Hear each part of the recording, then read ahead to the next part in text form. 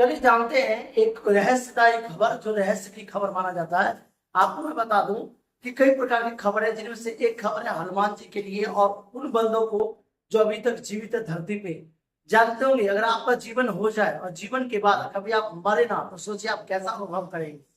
यानी अमरता का वरदान किसे किसे मिला है? ऐसे 7 लोग हैं जिसे अमरता का वरदान है। पृथ्वी पे वो कलयुग के अंत तक रहेंगे, उसके बाद फिर से युगों का आरंभ होगा। सृष्टि का रचयिता जो है ब्रह्मा जी, उन्होंने कहा कि पृथ्वी पे युगांतर तक पृथ्वी चलता आ रहा है। कलयुग जो है वो आखिरी चरण माना गया, उसके बाद फिर से होगा महा सतयुग, द्वापर युग, त्रेता युग। तो जानते हैं सबसे पहले पृथ्वी पे कि ऐसे 7 लोग जिन्हें चिरंजीवी का वरदान है। ऐसे कौन से लोग हैं जिसे चिरंजीवी का वरदान है, अर्थात वो कभी नहीं मरेंगे, हमेशा अमरता रहेंगे।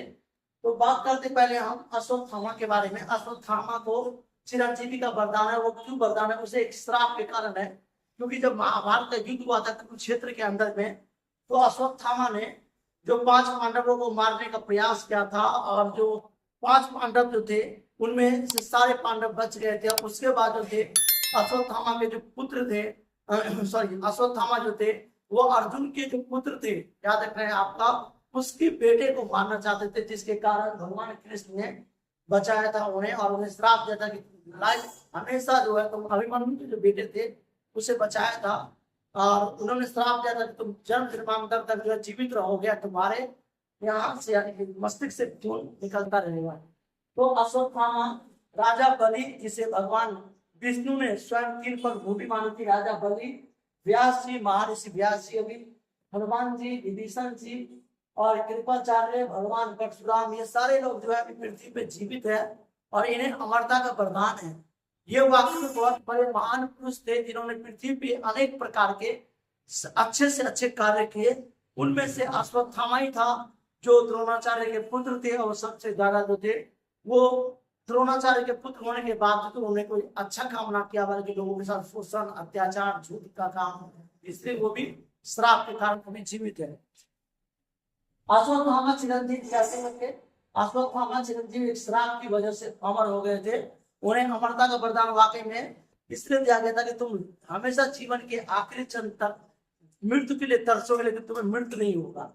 और हनुमान जी का चिरंजीव कैसे होते? तो हनुमान जी को माता सीता ने आशीर्वाद दिया था कि पुत्र, तुम जब तक जीवित रहोगे तुम मेरा नाम और अपने प्रभु का नाम मेरे मस्तक से देते रहोगे, तुम्हारा पूरा जीवन जो है वो राम भक्त में कटेगा।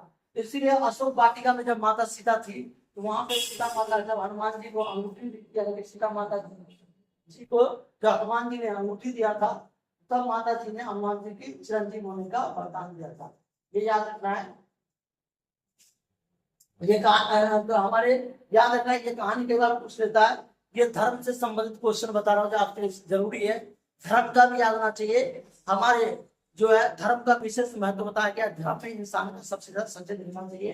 हनुमान जी का जन्म कहाँ पे हुआ है? तो कुछ लोग गुजरात मानते हैं, कुछ लोग जम्मू कश्मीर मानते हैं, अलग अलग शास्त्रों के अनुसार अलग अलग लोग अलग अलग जगह मानते हैं। लेकिन अंजेवली पहाड़ी के पास गुजरात में माना जाता है कि हनुमान जी का जन्म हुआ था, और ये हमारे लिए एक सोचने की बात है। उसके बाद है हनुमान जी किस पर्वत में स्थित है? गंधर्व, याद रखें, गंधमादन पर्वत में स्थित है। उसके बाद गंधमादन पर्वत किस देश में है? भारत के श्रीलंका क्षेत्र में। याद रखना, जल गंगू मध्य के आधार पर स्थित है, या जलमग्न हो चुका है। हनुमान जी की मृत्यु कैसे हुई थी?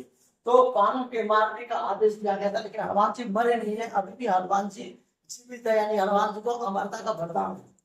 और राम के बाणों के मारने का, यानी कि बाणे से मारने का आदेश